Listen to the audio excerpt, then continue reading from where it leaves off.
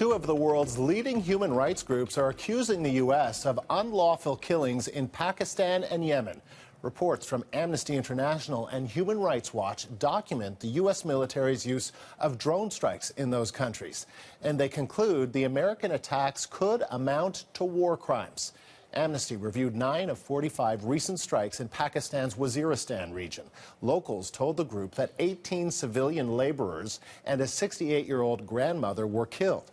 Meantime, Human Rights Watch says 6 strikes in Yemen over the past 4 years killed at least 57 civilians. The group based its findings on interviews with 100 people. Both organizations say the government is trying to avoid scrutiny, and they're calling on Congress to investigate its drone policy. In effect, the Obama administration has sought to evade accountability by promising that its policies have already improved. This trust us approach to the law, so evident in the recent NSA surveillance scandal, is also manifesting here with the added gravity of life and death.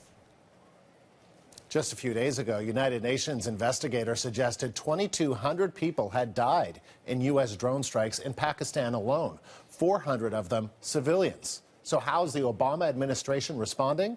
Lindsay Duncombe joins us from Washington with the details. So, Lindsay, first of all, how comprehensive are these reports?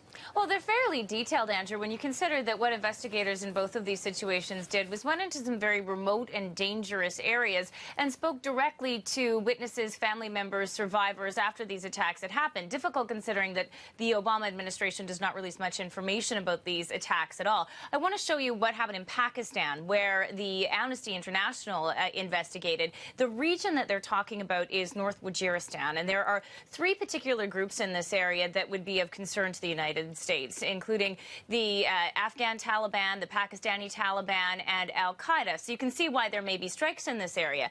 But what Amnesty International is saying is that civilians were killed in these strikes, and the way in which they were killed could potentially amount to a war crime. And now I want to show you the area in Yemen. Now, one of the stories that emerged from Yemen is that one of these drone strikes hit a camp, a militant camp that presumably was a target, and those people were killed. But in addition, more than 40 people, Bedouins, asleep in their tents, the Human Rights Watch says were also killed. And these are the kind of things that these organizations are calling hit and run, that said they go in and then they're not giving any details, they're not being held accountable for what's happening there. And so how's the White House responding to all of this?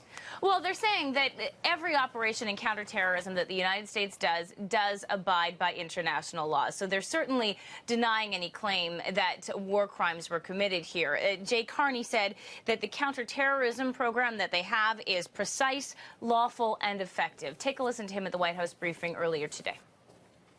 To the extent these reports claim that the U.S. has acted contrary to international law, we would strongly disagree. The administration has repeatedly emphasized the extraordinary care that we take to make sure counterterrorism actions are in accordance with all applicable law.